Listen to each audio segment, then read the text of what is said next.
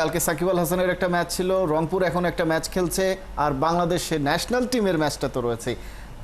শুরুতে আপনি আসলে কোনটা নিয়ে আলোচনা করতে চান? আমরা বাংলাদেশের প্রসঙ্গটা বাদ দিয়েই মনে হয় কথা বলি, কারণ আমার মনে হয় যে বাংলাদেশ যে ক্রিকেটটা খেলেছে বা খেলছে এটা আসলে দুঃখজনক এবং আমরা অবাক হতবাক, আসলে অনেক কিছু বলা যায়। মানে সলিড একটা ব্যাটিং ট্র্যাকে বাংলাদেশ যে ব্যাটিংটা করলো এবং তারপর বোলাররা এত বাজে পারফরমেন্স করেছেন, সব কিছু মিলিয়ে আমরা আসলে we are nowhere in the cricket, আমরা আসলে নাই ক্রিকেটে কোথাও। এবং আই রিয়েলি ওয়ান্ডার যে বাংলাদেশ ওয়ানডেতে একটা ম্যাচ কীভাবে জিতেছে। This is really surprise.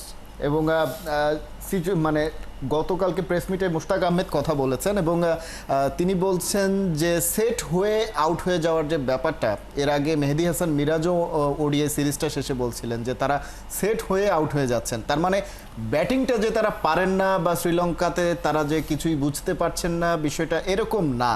তাহলে সমস্যাটা কোথায়? এটা নিয়ে আমাদের একটা আলোচনাতে খুব চমৎকার একজন কথা কেউ বলেছিলেন আমাকে, সেটা হচ্ছে বাংলাদেশের কোনো ব্যাটার এখনকার যারা খেলছেন এরা কেউ সেট হতে পারেন না।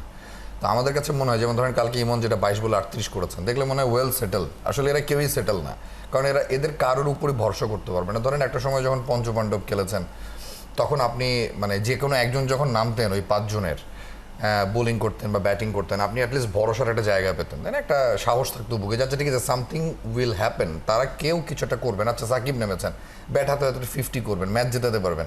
আপনি আমাকে বাংলাদেশের যে টি-20 স্কোয়াডটা কালকে খেললো, এখানে একটা প্লেয়ারের নাম বলেন, আমি বোলারদেরকে যদি একপাশে সরিয়ে শুধু ব্যাটারদের ধরি, প্রতিষ্ঠিত ব্যাটার যারা রান করার ক্ষমতা রাখেন অথবা টি-20তে ভালো করার ক্ষমতা রাখেন, কেউ কি ম্যাচ উইনার? আপনি কি ক্যাপ্টেন লিটনকে ম্যাচ উইনার বলতে পারবেন?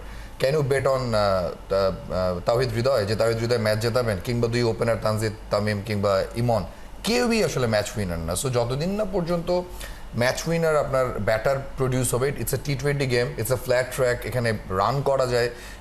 যেখানে আমরা দেখছি যে শ্রীলঙ্কান দুই ওপেনার 6 ওভারে রান তুলে নিয়ে গেছেন 80-র উপরে বা 78, যেখানে তারা ইনফ্যাক্ট 5 ওভারে রান নিয়েছেন 78। সেখানে আমাদের পাওয়ার প্লেতে আমরা 58 রান তোলার পরেও রানটা 150 ছাড়াতে আমাদের শামীম পাটোয়ারিকে লাস্ট 2 ওভারে 2টো ছক্কা মারতে পেরেছে।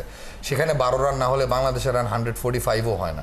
সো রিয়েলি স্যাড যে আমরা এখনও এতদিন পরে এসেও টি-20 খেলাটা শিখিনি এবং মানে আমাদের ব্যাটাররা বা ধরেন পুরো ম্যাচে একটা সেকেন্ডের জন্য মনে হয়নি বাংলাদেশে ম্যাচ জিততে পারে, যেটা সবচেয়ে স্যাড। যে নর্মালি কি হয়, ধরেন আইপিএল কেন এত পপুলার? আইপিএলে যখন দুটো ভারী দল খেলে এবং তারা কেউই যখন আসলে হার না মানসিকতা নিয়ে খেলে, তখন খেলাটা ক্লোজ হতে হতে এটা কিন্তু 19th ওভার পর্যন্ত চলে যায়, because that's the highest level of cricket.